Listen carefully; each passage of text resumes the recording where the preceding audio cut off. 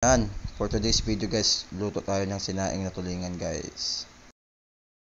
Mga rekado natin guys, yan, isang kulong tulingan, 1/4 laman ng baboy, sibuyas, luya, kamyas, paminta, suka, tubig at asin. Yan guys. So dito guys, tatanggalin lang natin tong buntot niya. Yan, pupuluputin lang natin yan siya. Yan, tapos hilahin natin yan. So same process pa rin siya guys. Yan, tuloy-tuloy lang yan hanggang matanggal natin yung pinakabuntot niya guys. Yan. So ayan, mga around 1 kilo lahat to eh. So mga 10 mahigit na piraso ng tulingan tong lulutuin natin sinaing na tulingan guys. So ayan, okay na siya guys. So hiwain natin siya sa gitna guys. Yan, dahan-dahan lang, kabilaan na guys ang paghiwa natin. Tapos same process pa rin sa mga susunod na tulingan. Tapos yan guys, pipipiin natin siya, ipaplat natin siya guys. Yan. Yan, pagkatapos nyan, lagyan na natin na siya ng asin. Ayan, asin na natin.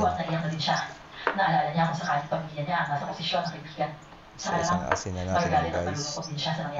Tapos mamaya may pagkatapos ng process ko yan, lagyan natin siya ng dahon ng saging para hindi siya hinahila guys. Lagyan natin na siya ng dahon ng saging guys. So same process pa rin siya guys. Ulit-ulit diba? For the go.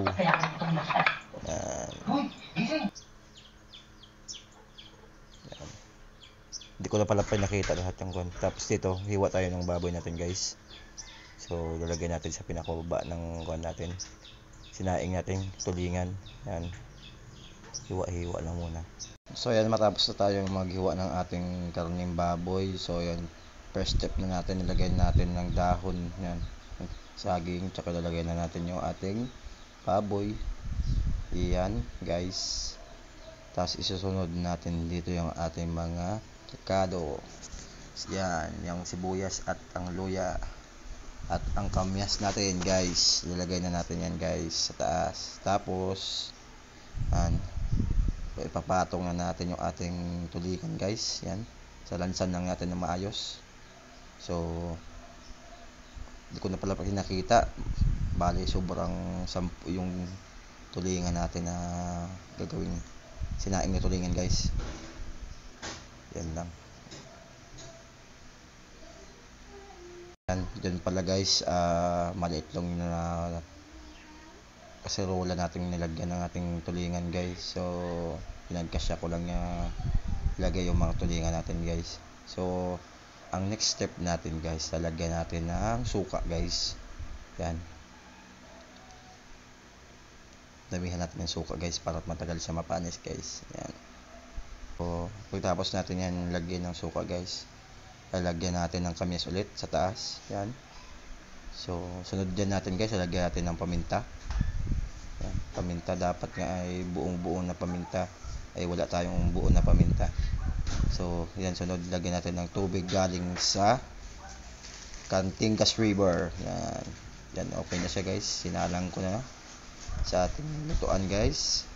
Ayan, pagkatapos yan, kumukulo na siya dito guys. Dito kumukulo na siya guys. Yan, sarap yan guys.